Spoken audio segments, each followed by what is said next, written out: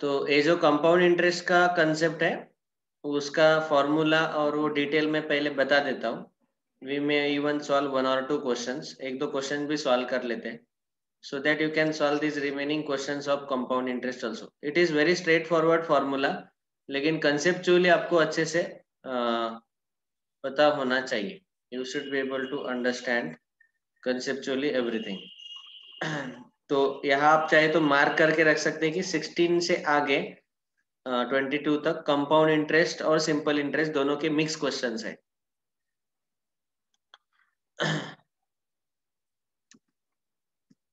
अभी देखो इन दोनों में फर्क क्या है. What is the difference between simple interest and compound interest.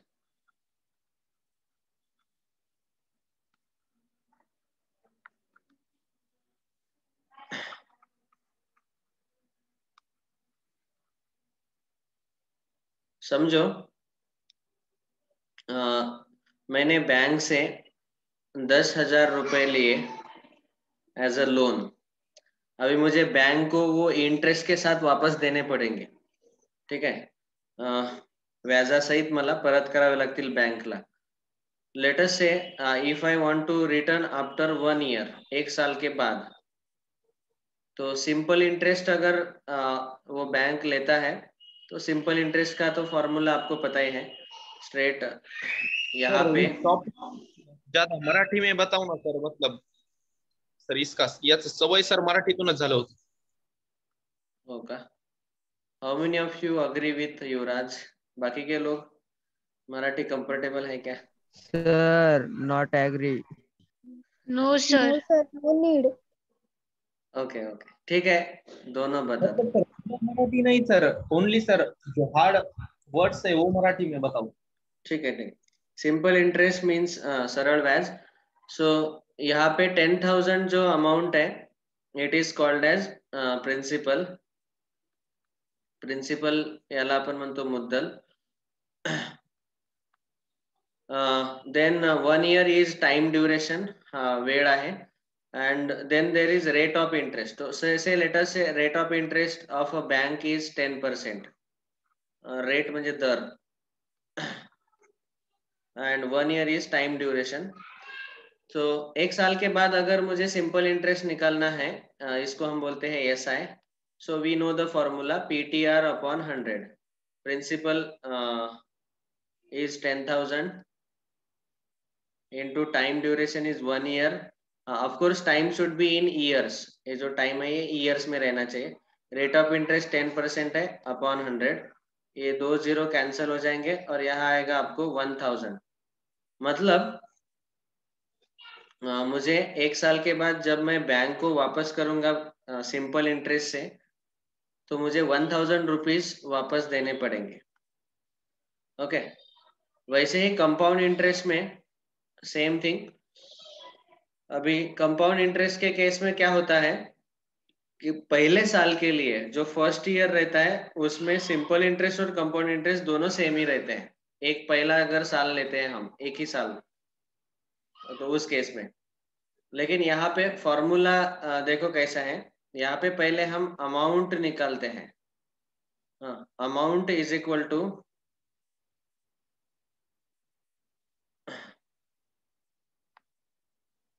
in one in a bracket P into in bracket 1 plus R by 100 whole raised to n.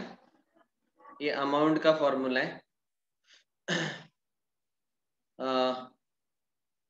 Compound इंटरेस्टला आपण काय म्हणतो चक्रवाढ व्याज. Amount is principal plus interest दोनों मिला के इसका amount means principal plus interest.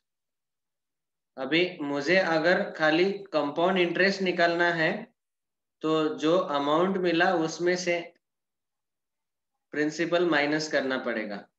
हाँ, तो अमाउंट में से प्रिंसिपल सब्ट्रैक्ट करेंगे तो मुझे CI मिलेगा. ये दो फॉर्मूले हम यूज करते हैं यहाँ पे. ठीक है. ऑफ कोर्स मैं बाद में बताऊंगा ये फॉर्मूला आया कैसे. That also explanation I will give.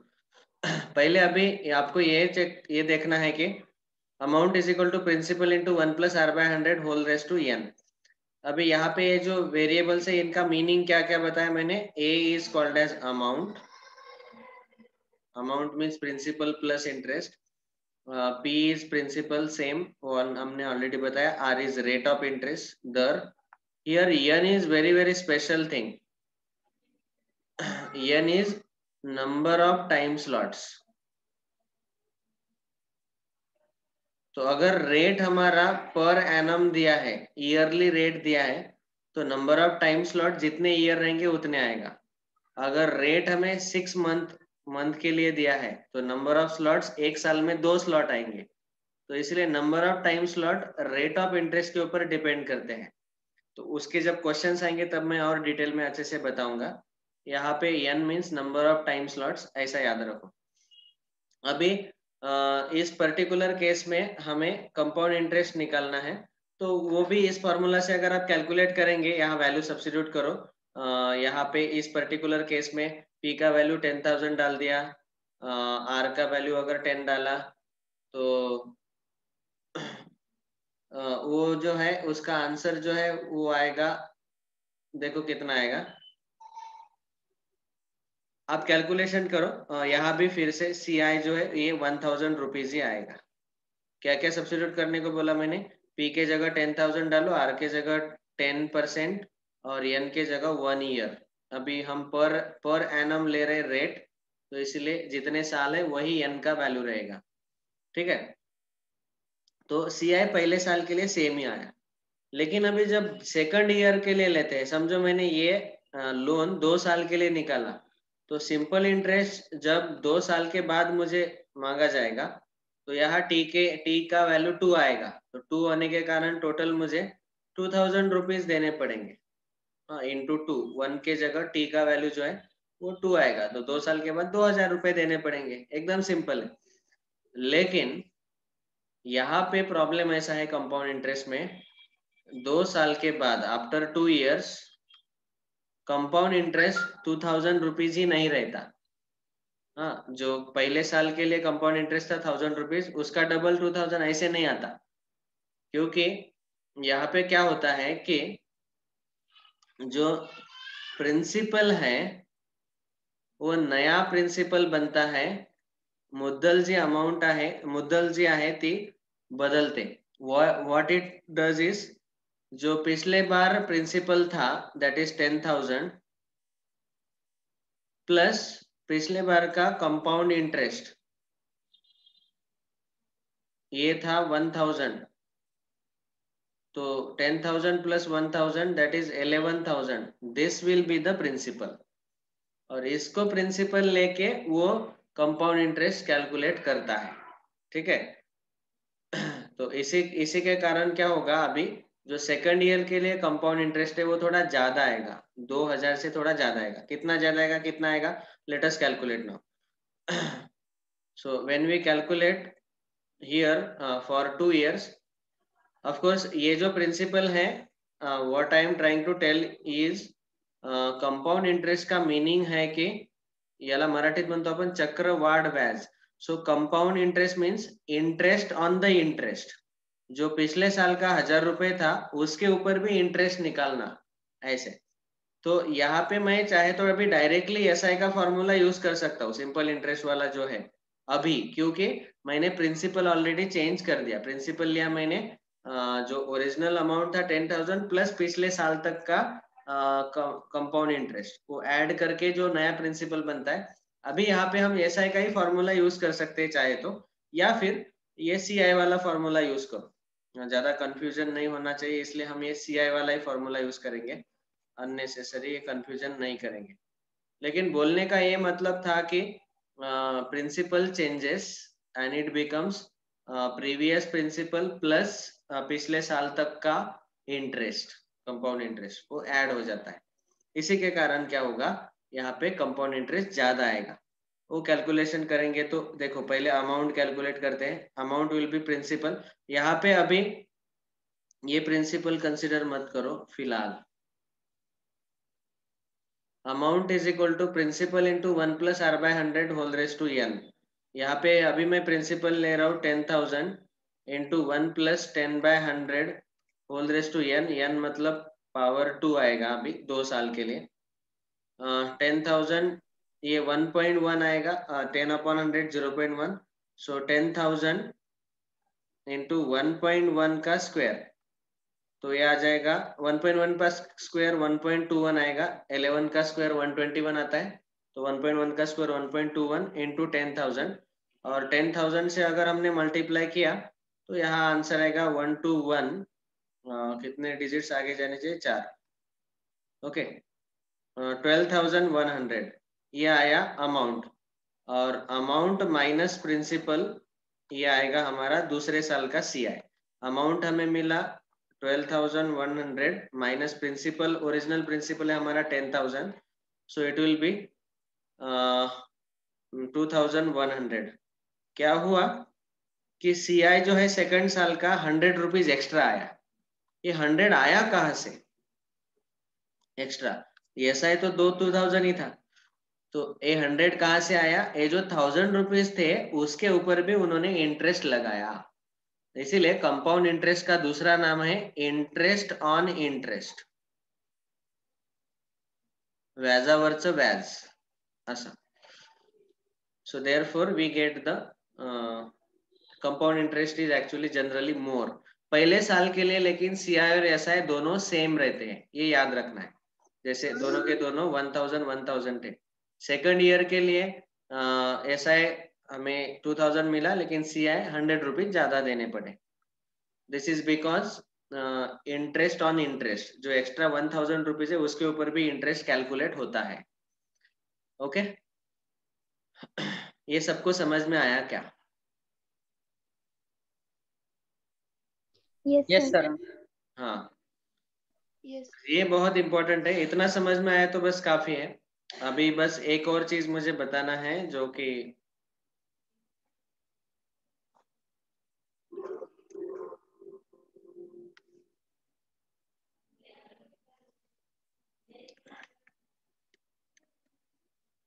जब हम अभी क्वेश्चन सॉल्व करेंगे तो आएगा।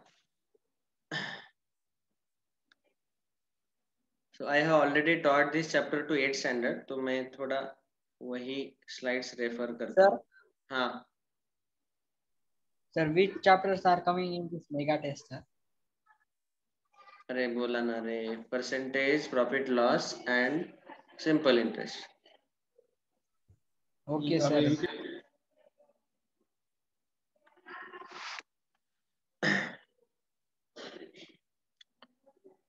ओके अभी ये कंपाउंड इंटरेस्ट का जो फॉर्मूला है, दूसरा नाम उसका इंटरेस्ट ऑन इंटरेस्ट। अमाउंट पहले हम कैलकुलेट करते हैं, which is P in bracket 1 + R/100 whole raise to n, and CI उसके बाद हम कैलकुलेट करते हैं amount minus principal. P is principal, rate of interest per annum, A is amount, time interval बोलो या फिर टाइम स्लॉट बोलो, number of time slots, ठीक है। उसके बाद CI means compound interest.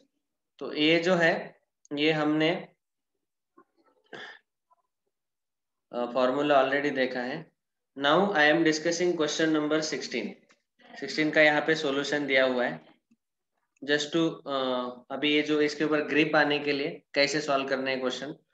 What will be the compound interest on a sum of, principal का दूसरा नाम है SUM सम, मुद्दलला SUM सम पण म्हणू शकतो, as well as principal. Sum of 25,000, that means P का वैल्यू है 25,000, ये हमने लिख लिया, P is equal to 25,000, okay. Next, after 3 years at the rate of 12 per compound per annum, 3 साल के बाद, तो इसीलिए हम डायरेक्टली n का वैल्यू 3 ले नहीं सकते, वहां पे पहले हमें देखना है कि रेट जो है वो पर एनम है क्या, ईयरली कंपाउंड हो रहा है क्या। ये पर एनम है, पर हर एक साल में कंपाउंड हो रहा है, इसीलिए हम n का वैल्यू लेंगे 3 years, और R का वैल्यू रेट विल बी 12%। यहाँ पे डाल दो, कैलकुलेशन करो, अमाउंट मिल जाएगा। थोड़ा कैलकुलेशन डिफिकल्ट है, अमाउंट यहाँ पे उनको मिला 35,123.2, और उसके बाद CI निकालना है। CI is equal to amount minus principal, principal 25,000 उसमें से माइनस करो तो 10123.2 ये आंसर आ जाता है विच इज ऑप्शन नंबर 4। ठीक है, तो ये था हमारा पहला फॉर्मूला जिसके ऊपर डायरेक्ट क्वेश्चन था और कंपाउंड जो है रेट जो है वो पर एनम कंपाउंड हो रहा था, इसीलिए एन का वैल्यू जो साल में नंबर ऑफ इयर्स दिए वही हमने लिया। लेकिन अभी क्वेश्चन Sir, नंबर, हाँ बोलो। I have one book. In this book, sir, there is one short trick about compound interest, sir. है बताता हूँ, वो भी आएगा। वेरी गुड, ऐसे शॉर्ट ट्रिक पढ़ते रहो।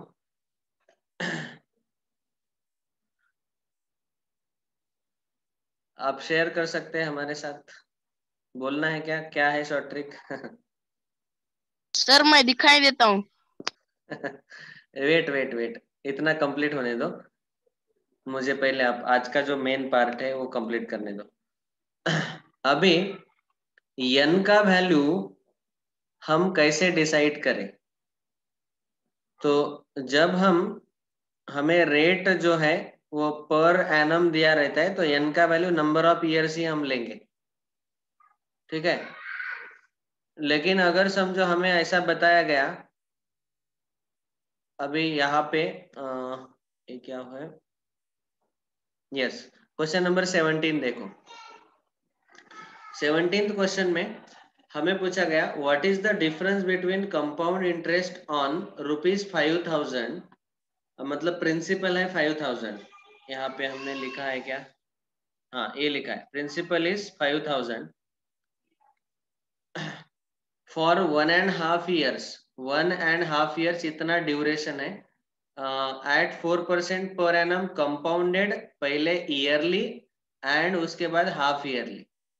तो ईयरली कंपाउंड जब होगा तब का कंपाउंड इंटरेस्ट फाइंड करो, और हाफ ईयरली जब कंपाउंड होगा तब का कंपाउंड इंटरेस्ट फाइंड करो, और दोनों का हमें पूछा गया डिफरेंस, दोनों में डिफरेंस कितना आएगा वो पूछा।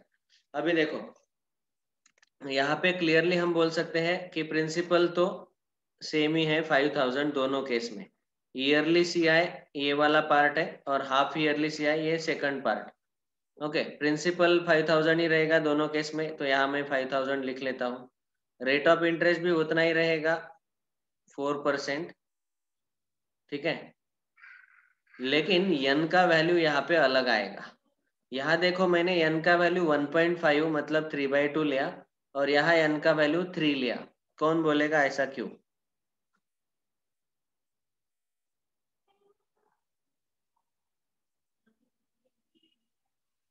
सर क्योंकि वहाँ हाफ ईयर है सर। हाँ, जब हम ईयरली CI लेते हैं, ईयरली कंपाउंड हो रहा है रेट, तो उस केस में जितने ईयर्स है वही n का वैल्यू रहेगा, और अगर हाफ ईयरली कंपाउंडेड है तो फिर हाफ ईयर को हम एक स्लॉट कंसीडर करेंगे। तो हमारा टोटल ड्यूरेशन है 1.5 years, 1.5 साल। तो 1.5 साल में 6 महीने के कितने स्लॉट आते हैं? 3 स्लॉट। तो इसीलिए n का वैल्यू आएगा हमारा 3। इतना सबको क्लियर है कि नहीं?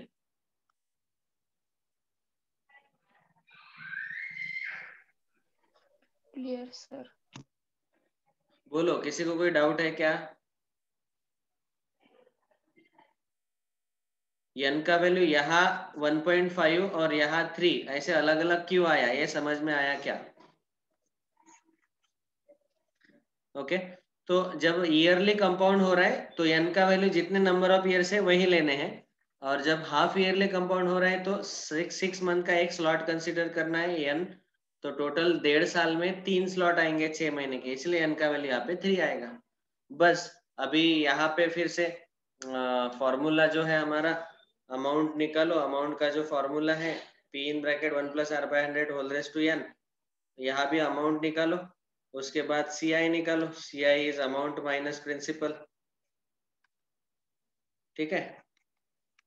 तो ऐसे आप इजीली कैलकुलेट कर पाएंगे।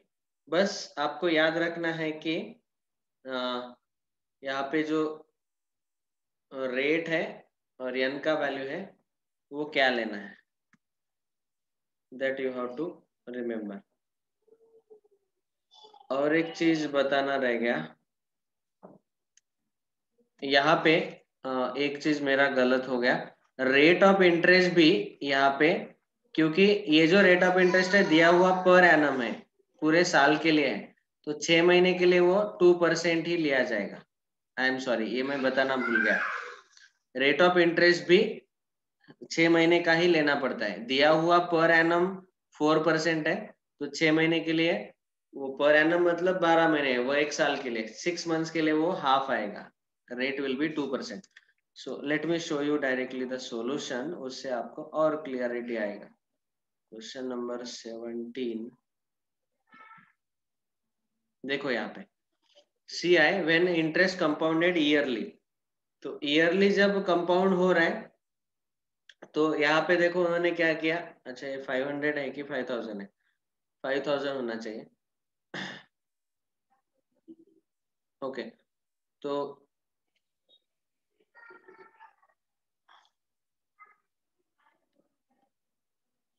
ये 5000 है, 5000 into 1+r/100 whole raise to 3/2 ऐसे आएगा एक्चुअली। तो अभी देखो जब उन्होंने CI निकाला ईयरली के लिए, तो उन्होंने पावर जो है 1.5 है ना, 1.5 ईयर, तो पहले एक साल के लिए 1+r/100 होल रेस टू 1 लिया, मल्टीप्लाइड बाय आधे साल के लिए, जब बचा हुआ आधे साल के लिए ले रहे तो 1+r/100 लेते वक्त रेट भी हाफ हुआ, और यहाँ पे रेट हाफ करने से एक कैलकुलेशन थोड़ा सिंपल हो गया। हाफ ईयरली लेते हो आप देखो 5000 इंटू ये 5000 है, 1+r/100 whole raise to n का वैल्यू तो 3 ले लिया, लेकिन रेट भी हाफ कर लिया, रेट 4% था लेकिन उसको उन्होंने 2 लिया। ठीक है, सो 1.5 ईयर के लिए ये जो कैलकुलेशन उन्होंने यहाँ पे दिखाया, आप चाहे तो ऐसे भी डायरेक्ट कैलकुलेशन करना है। अरे यार पेन क्यों नहीं आ रहा है,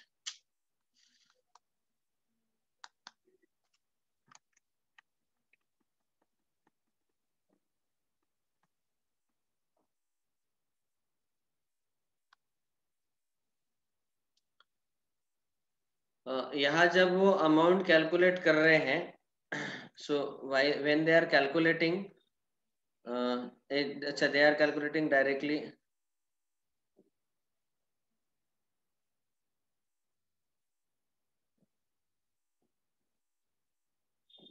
अरे ये तो अमाउंट रहेगा CI नहीं, ठीक है। हाँ कैलकुलेशन करते हो उन्होंने क्या किया, 5000 into 1+r/100 4/100 whole raise to 3/2 आना चाहिए था, है ना, डायरेक्ट हमारा जो फॉर्मूला है अमाउंट कैलकुलेट करते वक्त, लेकिन इन्होंने इस 3/2 को 1.5 मतलब एक साल और आधा साल ऐसे दो पार्ट में डिवाइड किया। तो एक साल और आधा साल लेने के कारण क्या हो जाता है, तो जब आप एक पूरा साल लेते हो तो इसी को हम ऐसा लिख सकते हैं 5000 into 1+4/100 whole raise to 1 multiplied by 1+ rate का आधा लेंगे हम यहाँ पे, that is 2/100। So what will happen is, यहाँ पे रेट आधा हो गया क्योंकि 6 महीने के लिए, बचे हुए 6 महीने के लिए निकालना है, इसीलिए रेट को हमने हाफ कर दिया। आप दोनों का कैलकुलेशन करो, इसका करो या इसका करो, दोनों का कैलकुलेशन सेम ही आएगा क्योंकि पावर 3/2 है और यहाँ पावर 1.5। ठीक है,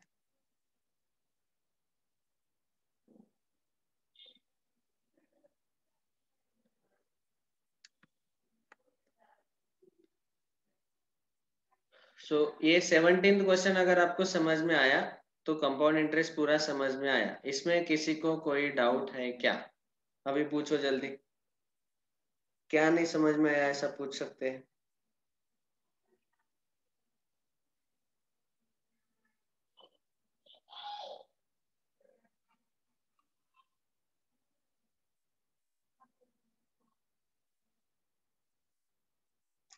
तो उन्होंने निकाला और कैलकुलेट करने के बाद देखो डिफरेंस 2 रुपीज आए, 2.04।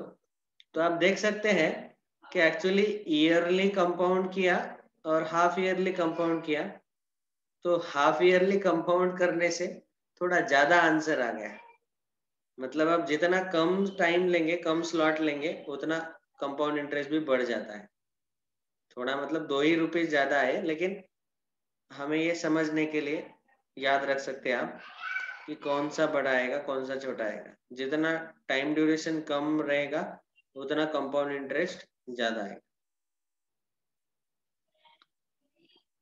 All right, so with this we will conclude the discussion on compound interest. देखो यहाँ पे 20th क्वेश्चन,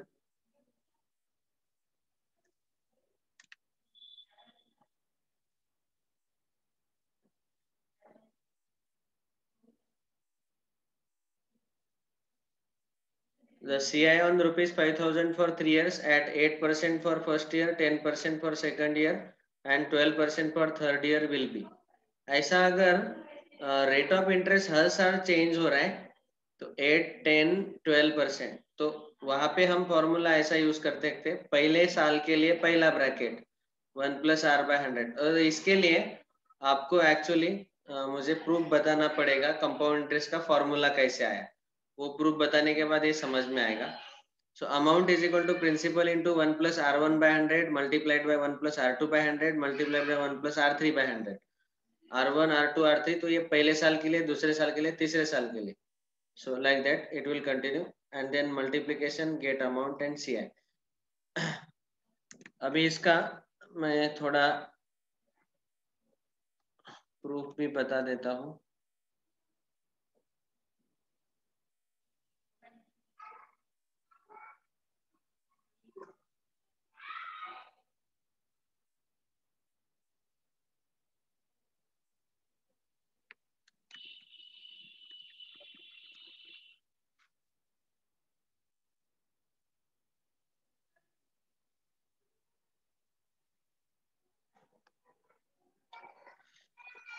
वो लिखने में टाइम बहुत चला जाएगा प्रूफ को।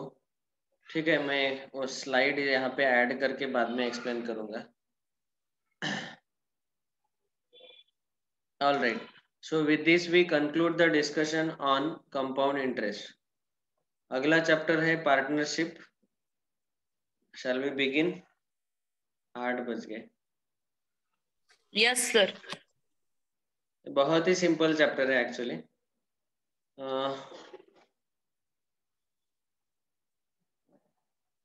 ठीक है, चलो थोड़ा फ्रेश मूड में कल ही शुरू करते हैं।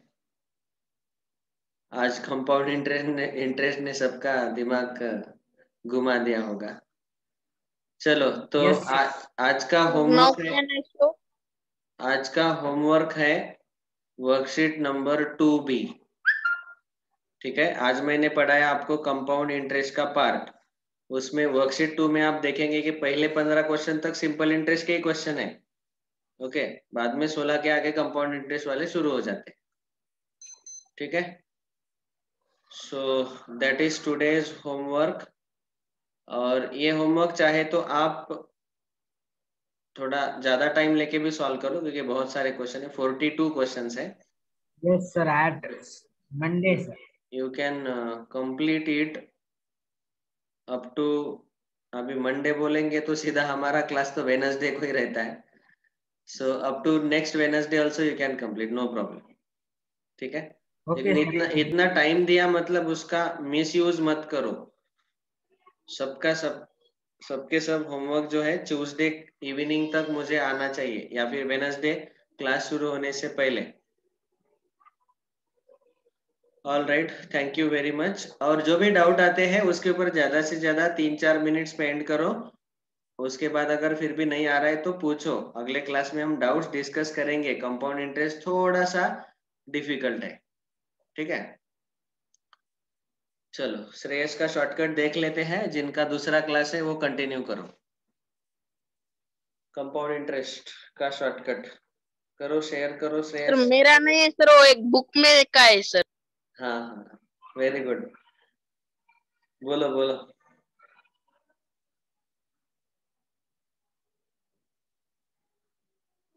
सर आपने परमिशन दे दो ना सर मुझे। आप मांगो ना परमिशन। तो वीडियो ऑन नहीं हो रहा सर, आपकी परमिशन मांग रहा है। क्या चाहिए आपको?